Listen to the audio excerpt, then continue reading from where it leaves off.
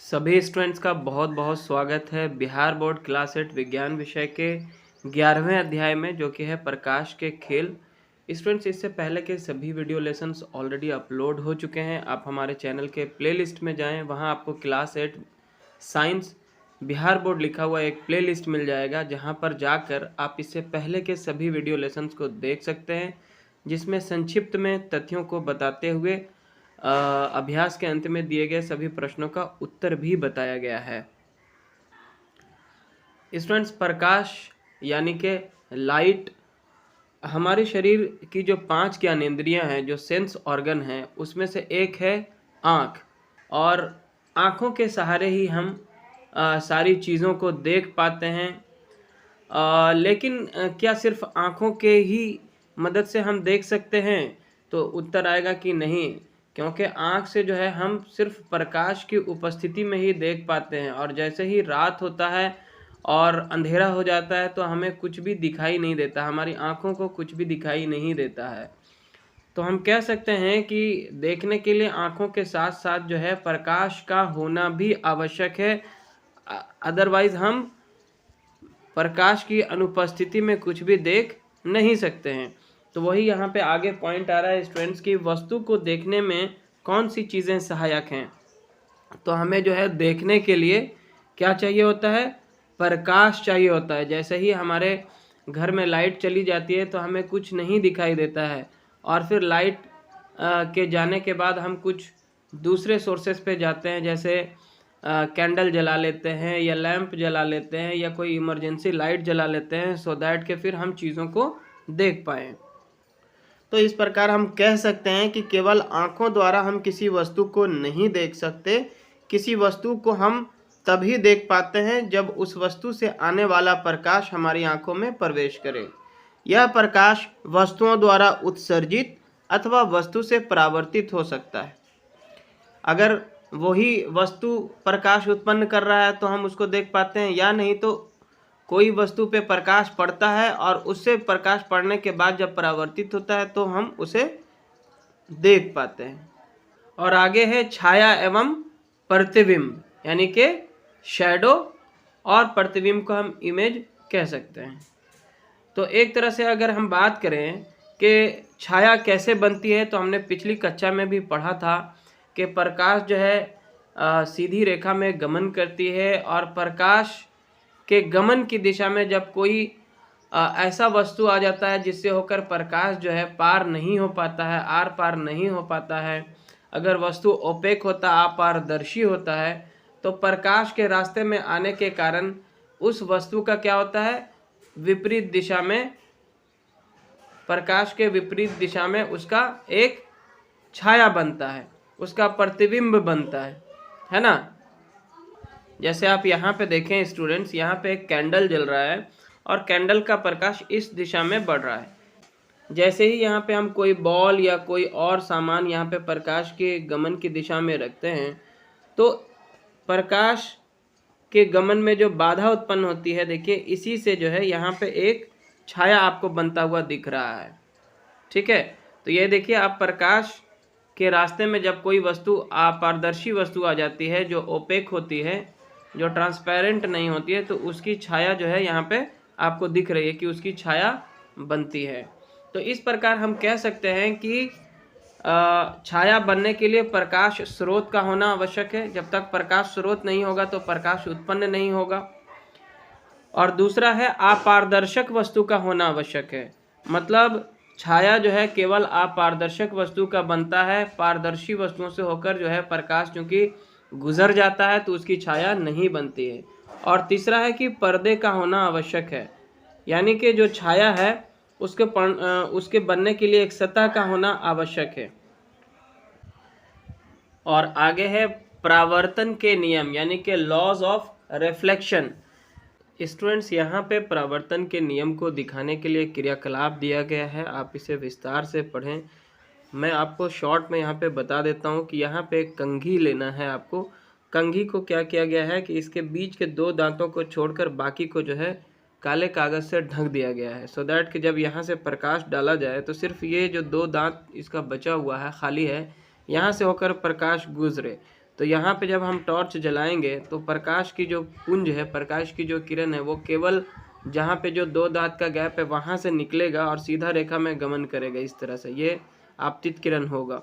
और इसके बाद जब यही किरण के सामने हम कोई समतल दर्पण लेके आते हैं, जो घर में आपका फेस देखने के लिए, चेहरा देखने के लिए जो आईना होता है, मिरर होता है, उसको हम समतल दर्पण कह सकते हैं। तो जब ये कंघी के दो जो दांत खुले हुए थे, यहाँ से होकर प्रकाश जब आती है इस समतल दर्पण पे, तो ये इस पे पड़ने के बाद क्या होती है, परावर्तित हो जाती है।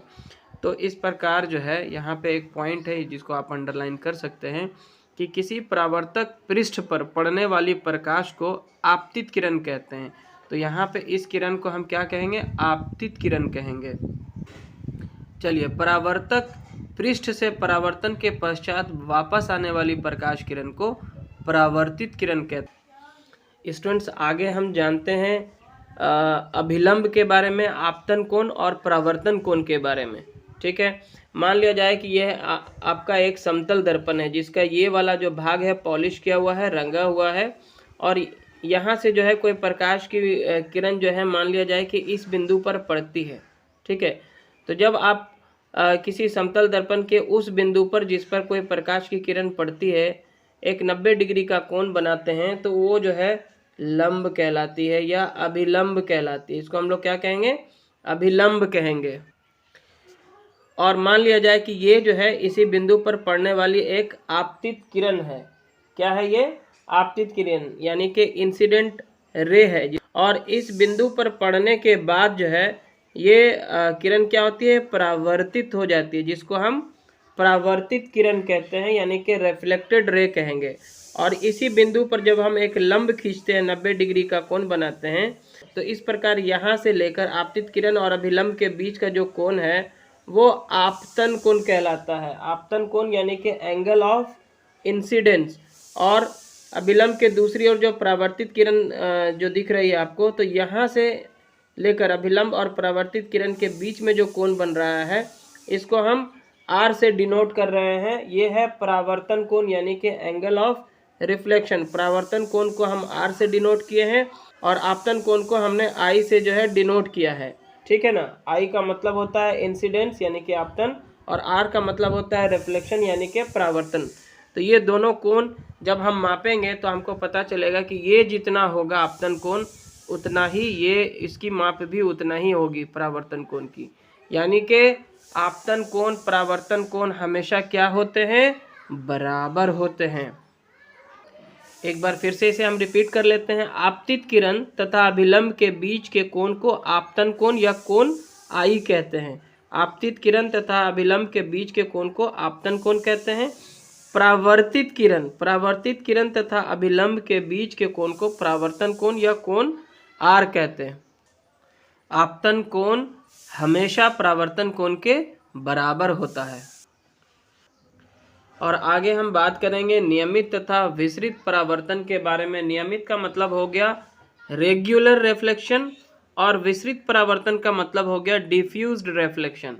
अब बात करते हैं कि नियमित रिफ्लेक्शन क्या होता है, यानी कि नियमित जो परावर्तन है वो क्या होता है। तो नियमित परावर्तन ऐसे सतहों पर होता है जैसे कि समतल दर्पण हो गया या फिर कोई चिकनी सतह हो जो बिल्कुल चमकदार हो, जैसे कि नया प्लेट स्टील का अगर हो एकदम नया, तो उस पर पड़ने वाली प्रकाश की जो आपतित किरण होगी और उससे जो रिफ्लेक्शन बनेगा, उससे जो परावर्तन होगा, तो परावर्तित किरण जो होगी वो क्या होगी, एक दूसरे के समानांतर होगी, है ना। यानी कि आपतित किरण और परावर्तित किरण क्या होगी, एक दूसरे के समानांतर होगी। इस प्रकार के परावर्तन को हम नियमित परावर्तन या रेगुलर रिफ्लेक्शन कहते हैं। जैसे हो रहा है यहाँ पे, तो ये नियमित है, इसमें जैसे ही पड़ता है रिफ्लेक्ट हो रहा है, एकदम देख लीजिए उसी तरह से। ठीक है ना, कोई इधर उधर इरेगुलर नहीं हो रहा है। और आगे हम पढ़ते हैं विसरित परावर्तन यानी कि डिफ्यूज्ड परावर्तन के बारे में। जब कोई ऐसी सतह होती है जो पुरानी हो चुकी है या घिस चुकी है, जैसे आपके पास समतल दर्पण है लेकिन वो थोड़ा सा उसमें खरोच आ गया है, घिस गया है, या फिर कोई पुराना प्लेट है ना, तो उसमें जो रिफ्लेक्शन होगा, जो परावर्तन होगा, वो नियमित नहीं होगा। ठीक है, जब सभी समांतर आपतित किरणें किसी परावर्तक पृष्ठ से परावर्तित होने के पश्चात समांतर नहीं होती हैं तो ऐसे परावर्तन को अनियमित या विसरित परावर्तन कहते हैं। तो ये इस प्रकार से हम कह सकते हैं कि ये अनियमित या विसरित परावर्तन है। और ये किन सतहों पर होता है? जो घिस चुके होते हैं या पुराने हो जाते हैं। और आगे है, किसी परावर्तक सतह से परावर्तित किरण को किसी अन्य परावर्तक सतह पर आपतित किया जाए तब क्या पुनः परावर्तन हो सकता है? परावर्तित प्रकाश का पुनः परावर्तन। तो ये जो आप देख रहे हैं, ये जब कभी भी आप किसी सैलून में गए होंगे तो आपको दिखता है कि आपके सामने भी एक मिरर होता है और आपके पीछे भी एक मिरर होता है जिसमें आप पीछे के बालों को देख पाते हैं, है ना। तो यहाँ पे हम इस तरह के उदाहरण को हम देख पाते हैं अपने किसी सैलून में जाने पे। तो आप अपना बाल कटाते समय दर्पण का उपयोग यह देखने के लिए करते हैं कि आपके बाल कैसे कटे हैं। आपके सामने वाले दर्पण में आपके चेहरे के सामने का भाग दिखाई पड़ता है, पर आपके सिर के पीछे के बालों को देखने के लिए एक और दर्पण की आवश्यकता पड़ती है। इस दूसरे दर्पण को आपके सिर के पीछे सामने वाले दर्पण के समानांतर रखा जाता है, जिसके कारण सामने वाले दर्पण में सिर के पीछे के बालों को आप देख पाते हैं। तो इस प्रकार हम कह सकते हैं कि परावर्तित प्रकाश का भी जो है वो पुनः परावर्तन होता है। उसके बाद है, दो समतल दर्पण का उपयोग जो है परिदर्शी बनाने में किया जाता है, जिनका उपयोग पनडुब्बियों, टैंकों तथा बंकरों में छिपे सैनिक द्वारा बाहर की वस्तुओं को देखने के लिए किया जाता है। और आगे है बहुप्रतिबिंब यानी कि मल्टी इमेज। इसके लिए आपको क्या करना है? दो समतल दर्पण चाहिए होगा आपको, सेलो टेप, सिक्का और पेंसिल लेना है। इस चित्र को देखकर आप बताएं कि यहाँ पे आपको कितना सिक्का दिख रहा है। आपको 4 सिक्का दिख रहा है, जबकि सिक्का केवल एक ही है। ये कैसे दिख रहा है हम समझते हैं। तो यहाँ पे देखिए, ये दो मिरर को एक दूसरे के क्या किया गया है? समानांतर इस तरह से जो है रख दिया गया है। जब हम यहाँ पे एक कॉइन को रखते हैं तो इसकी छाया इसमें भी बनती है और इसकी छाया जो है इसमें भी बनती है ना। और फिर इसकी छाया जो यहाँ पे बन रही है वो इसी मिरर में थोड़ी दूरी पे भी बनता हुआ दिखाई देता है। तो इस प्रकार हम एक ही वस्तु का बहुप्रतिबिंब जो है दो समतल दर्पण की सहायता से बना सकते हैं। और बहुप्रतिबिंब बनाने की धारणा का उपयोग जो है बहुमूर्तिदर्शी में तरह तरह के आकर्षक पैटर्न बनाने के लिए किया जाता है। और आगे यहाँ पे बहुमूर्तिदर्शी के बारे में बताया गया है कि बहुमूर्तिदर्शी आप खुद का कैसे बना सकते हैं।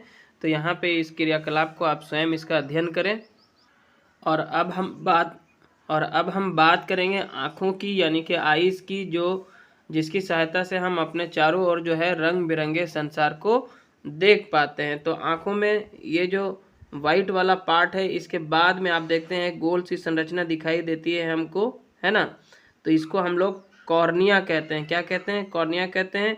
और इस गोल वाले पार्ट के सेंटर में जो एक काला सा संरचना दिखाई देता है, इसे हम लोग पुतली कहते हैं, यानी कि प्यूपिल कहते हैं। तो आगे जानते हैं हम आँखों के बारे में कि हम किसी वस्तु को तभी देख पाते हैं जब उनसे आने वाला प्रकाश हमारी आँखों में प्रवेश करता है। अतः आँखों की संरचना तथा कार्यविधि एवं आँखों को उचित देखभाल के बारे में भी जानना हमारे लिए काफ़ी महत्वपूर्ण है। हमारी आँख लगभग गोलाकार होती है। इसकी जो आंतरिक संरचना होती है वो इस प्रकार से होती है। देखिए, आँख का ये जो है बाहरी हिस्सा हम लोगों का है, बाकी अंदर जो है आँख इस प्रकार से गोलाकार होती है। सफ़ेद भाग जो है वो कठोर होता है ताकि आंतरिक भागों की दुर्घटना से बचाव कर सके। इसके पारदर्शी अग्र भाग को कॉर्निया कहते हैं। तो कॉर्निया जो है हम आपको बता चुके हैं कि ये वाला जो पार्ट होता है आँख के जो उजले वाले हिस्से के बीचों बीच जो होता है, इसको हम ये वाला जो है कॉर्निया कहते हैं। आगे है कि कॉर्निया के पीछे गहरे रंग की पेशियों की संरचना होती है जिसे परितारिका कहते हैं। तो कॉर्निया जो होता है हमारा, ये जो आँख का कॉर्निया है, इसके ठीक पीछे वाला जो भाग होता है यहाँ पे होगा। इसके जो ठीक पीछे का जो भाग होता है कॉर्निया के, उसको हम लोग परितारिका कहते हैं। परितारिका में एक छोटा द्वार होता है जिसे पुतली कहते हैं। और यही मतलब इसके पीछे परितारिका होता है, और इसके जो द्वार क्या कहता है कि परितारिका में एक छोटा द्वार होता है जिसे पुतली कहते हैं। तो ये वाला जो है पार्ट है, जो आँख का काला काला हिस्सा जो होता है एकदम बीच में जो बिंदु होता है, उसको हम लोग पुतली कहते हैं। पुतली के आकार को परितारिका नियंत्रित करती है। परितारिका आँख का वह भाग है जिससे आँख का रंग निर्धारित होता है। परितारिका नेत्र में प्रवेश करने वाले प्रकाश की मात्रा को नियंत्रित करती है। पुतली के पीछे एक लेंस होता है जो बीच में मोटा तथा किनारों पर अपेक्षाकृत पतला होता है। तो यहाँ पे जो है देखिए एक लेंस भी होता है। पुतली के पीछे क्या होता है? लेंस होता है। यही लेंस आँख द्वारा देखी जाने वाली वस्तु का प्रतिबिंब दृष्टि पटल पर बनाता है। दृष्टि पटल अनेक तंत्रिका कोशिकाओं से बना होता है जिसके द्वारा अनुभव की गई संवेदनाओं को दृक् तंत्रिकाओं द्वारा मस्तिष्क तक पहुंचा दिया जाता है। आगे है तंत्रिका कोशिकाएं दो प्रकार की होती हैं। एक शंकु कहलाती हैं, तीव्र प्रकाश के लिए सुग्राही होते हैं तथा रंगों की सूचनाएं भी भेजते हैं। और दूसरा जो है शलाकाएं कहलाती है, मंद प्रकाश के लिए सुग्राही होते हैं। दृक् तंत्रिकाओं तथा दृष्टि पटल की संधि पर कोई तंत्रिका कोशिका नहीं होती है। इस बिंदु को हम अंध बिंदु कहते हैं। अंध बिंदु यानी कि ब्लाइंड स्पॉट कहते हैं। है कि हम आँखों की देखभाल कैसे करेंगे, क्योंकि आँखें नहीं होगी तो कोई भी चीज़ जो है हम देख नहीं पाएंगे। आँखों को उचित देखभाल आवश्यक है। आँखों की उचित देखभाल आवश्यक है। आँख संबंधी कोई भी समस्या होने पर नेत्र रोग विशेषज्ञ जो आई स्पेशलिस्ट होते हैं उनके पास जाना चाहिए तथा नियमित जांच करानी चाहिए। इसमें कुछ दिए गए हैं स्टूडेंट्स पॉइंट्स टू पॉइंट, तो आप उसको जो है ध्यान से समझें कि आँखों के लिए बहुत अधिक या बहुत कम प्रकाश क्या होता है? हानिकारक होता है। अतः किसी शक्तिशाली प्रकाश स्रोत को कभी भी सीधा नहीं देखिए या कम प्रकाश में नहीं पढ़िए।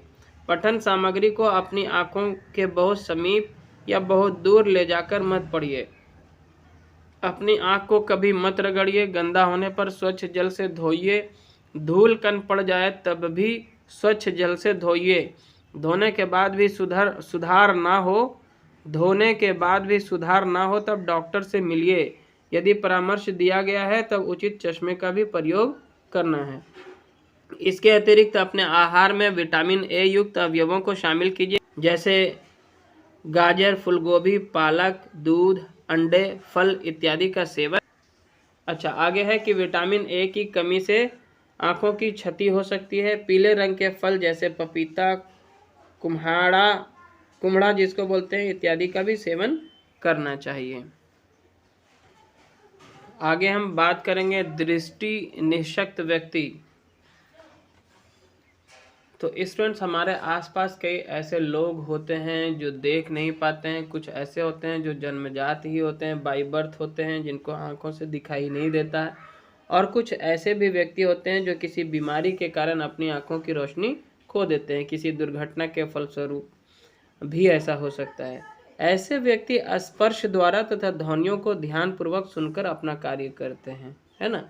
सुनकर या फिर चीज़ों को टच करके जो है अपना कार्य करते हैं। कुछ लोग जिनमें बच्चे भी सम्मिलित हैं वे आँख से स्पष्ट देख नहीं पाते हैं। अतिरिक्त संसाधन उन्हें अपनी क्षमताओं को विकसित करने में मदद करते हैं। ये संसाधन दो प्रकार के होते हैं। एक है अप्रकाशिक साधन यानी कि ब्रेल, स्लेट, ब्रेल लिपि युक्त कागज इत्यादि, और दूसरा है प्रकाशिक साधन यानी कि चश्मा, लेंस इत्यादि। इससे जो है जिसको कम प्रकाश है वो कम से कम जिसके आंखों में रोशनी कम है, कम दिखाई देता है, तो वो कम से कम चश्मा, लेंस इत्यादि का उपयोग कर लेते हैं। और जिन लोगों का आंख जो है बिल्कुल सही नहीं है, पूरी तरह से अंधे हो चुके हैं, तो वो लोग जो है ये ब्रेल स्लेट और ब्रेल लिपि युक्त कागज़ का इस्तेमाल करके चीज़ों को पढ़ लिख सकते हैं। तो आगे हम पढ़ते हैं ब्रेल लिपि यानी ब्रेल पद्धति क्या है। दृष्टि निःशक्त व्यक्तियों के लिए सर्वाधिक लोकप्रिय साधन ब्रेल है। लुई ब्रेल जो स्वयं एक दृष्टि निःशक्त व्यक्ति थे, ये लुई ब्रेल एक साइंटिस्ट थे जो ब्लाइंड थे। उन्होंने 1821 ईस्वी में दृष्टि निःशक्त व्यक्तियों के लिए एक पद्धति विकसित की। वर्तमान पद्धति 1932 में अपनाई गई। सामान्य भाषाओं, गणित तथा वैज्ञानिक विचारों के लिए ब्रेल कोड है। इस पद्धति में 63 बिंदुकृत पैटर्न है जिनकी सहायता से दृष्टि निषक्त लोग सीख पाते हैं। इस तरह से दृष्टि निषक्त व्यक्तियों के लिए ब्रेल कोड को ब्रेल लिपि कहते हैं। और स्टूडेंट्स, आगे हम इस अध्याय में दिए गए सभी प्रश्नों का हल जान लेते हैं। जैसे कि सबसे पहला प्रश्न है, मान लीजिए आपके सामने दीवार पर एक फोटो टंगा है। आपका मित्र आपकी आंख के सामने अपना कॉपी ला देता है। क्या आप फोटो को देख पाएंगे? व्याख्या कीजिए। तो इसका उत्तर हम इस प्रकार लिख सकते हैं, हम दीवार पर टंगी फोटो को नहीं देख पाएंगे, क्योंकि जब हमारे आंख के सामने कॉपी आ जाएगा तो दीवार पर टंगी फोटो से प्रकाश की किरणें हमारे आंख तक नहीं पहुंच पाएगी, क्योंकि कॉपी क्या होता है? अपारदर्शी होता है, जिससे जो है हम सामने वाले फोटो को नहीं देख पाएंगे। दूसरा जो प्रश्न है स्टूडेंट वो है, दिन के उजाले में आप अपने घर की खिड़की से जिन जिन पेड़ पौधों को देख पाते हैं, अंधेरी रात में उसी खिड़की से उन्हें क्यों नहीं देख पाते? तो इसका उत्तर है, क्योंकि किसी भी वस्तु को देखने के लिए उस वस्तु से परावर्तित प्रकाश की किरण हमारे आँखों तक पहुँचनी चाहिए। अतः रात में प्रकाश ना होने पर परावर्तन नहीं हो पाता है और हम देख नहीं पाते। और आप इन सारे प्रश्नों का उत्तर जो है नोट कर लें, स्क्रीनशॉट ले लें या पॉज करके लिखें। और अब आगे बढ़ते हैं। देखिए, नियमित एवं विस्तृत परावर्तन में अंतर किरण आरेख की सहायता से बताइए। तो इसका उत्तर जो है, हम अपने पुस्तक के पेज नंबर 147 में चलते हैं। और यहाँ पे स्टूडेंट्स ये जो दोनों चित्र दिया गया है 11.6 और 11.7, ये नियमित परावर्तन को दिखाता है और ये अनियमित या विस्तृत परावर्तन को दिखाता है। तो इन दोनों को जो है आप चित्र को बना लें, आपका उत्तर हो जाएगा। अगला प्रश्न है, बहुमूर्तिदर्शी की रचना का वर्णन कीजिए। सो स्टूडेंट्स, इस प्रश्न का उत्तर हम 149 में पेज नंबर में जाके यहाँ पे आपको जो बहुमूर्तिदर्शी लिखा हुआ है, यहाँ से आप लिख सकते हैं कि आवश्यक वस्तु कौन कौन सी है। इतनी सारी आवश्यक वस्तुएं आपको चाहिए और फिर इसको बनाने की जो विधि है नेक्स्ट पेज में है। देखिए पेज नंबर 150 में यहाँ से आप लिख सकते हैं, फिर तीनों दर्पणों को एक प्रिज्म की आकृति ऐसे करके आकृति में फेविकॉल की सहायता से जोड़ेंगे और इसका उत्तर जो है आपको फिर यहाँ तक लिख देना है कि बहुमूर्तिदर्शी जो है तैयार है करके। यहाँ तक आप लिख देंगे, आपका उत्तर हो जाएगा। और आगे है, मानव नेत्र का एक नामांकित चित्र बनाइए। तो आप ये फिगर को बना लें और इसे इग्नोर न करें, क्योंकि ये जो है आपको परीक्षा में जो है पूछा जाने वाला एक इम्पोर्टेंट प्रश्न है, तो इसको आप ज़रूर से बना लें। नेक्स्ट प्रश्न है स्टूडेंट्स, देखिए, यदि परावर्तित किरण आपतित किरण से 90 डिग्री का कोण बनाए तो आपतन कोण का मान कितना होगा? तो देखिए यहाँ पे एक समतल दर्पण है, ठीक है, इस पर ये किरण जो है आपतित हो रही है और यहाँ पे पढ़ने के बाद ये परावर्तित हो रही है। क्वेश्चन में कहता है कि आपतित किरण से 90 डिग्री का कोण बनाएं तो आपतन कोण का मान कितना होगा? इसका उत्तर इस प्रकार है। देखिए स्टूडेंट्स, यहाँ पे एक समतल दर्पण है, ठीक है, और यहाँ पे कोई आपतित किरण पड़ती है इस बिंदु पर और फिर इसका क्या होता है? परावर्तन हो जाता है, जो कि ये परावर्तित किरण है। क्वेश्चन कहता है, यदि परावर्तित किरण आपतित किरण से 90 डिग्री का कोण बनाए, है ना, आपतित किरण और परावर्तित किरण के बीच में जो है 90 डिग्री का कोण है, बीच में जो है 90 डिग्री का कोण बन रहा है, तो आपतन कोण का मान कितना होगा? तो ये दोनों किरणों के बीच में अगर 90 डिग्री का कोण बन रहा है तो हम सभी जानते हैं कि ये जो अभिलंब है दोनों को दो भागों में बांट देता है। ये आपतन कोण हो जाता है और ये परावर्तन कोण हो जाता है। और हम सभी ने पढ़ा भी था कि आपतन कोण परावर्तन कोण हमेशा क्या होता है? बराबर होता है। तो आपतन कोण बराबर परावर्तन कोण, अतः आपतन कोण बराबर क्या होगा? दोनों को मिला के 90 डिग्री है और दो कोण है, तो 90 को अगर हम 2 से भाग दे देंगे तो निकल के आ जाएगा, दोनों तरफ जो है परावर्तित किरण भी 45 आएगा और आपतित किरण भी 45 डिग्री का होगा। तो इसका उत्तर आप इस प्रकार से अच्छे से लिख लें। और अगला प्रश्न है कि अपनी आँखों की देखभाल कैसे करेंगे? तो इसके उत्तर में हम लिख सकते हैं, आँख संबंधी कोई भी समस्या होने पर नेत्र रोग विशेषज्ञ के पास जाना चाहिए तथा नियमित जांच करानी चाहिए। दूसरा पॉइंट आप लिख सकते हैं कि आँखों के लिए बहुत अधिक या बहुत कम प्रकाश हानिकारक होता है, अतः किसी शक्तिशाली प्रकाश स्रोत को कभी नहीं देखना चाहिए तथा कम प्रकाश में नहीं पढ़ना चाहिए।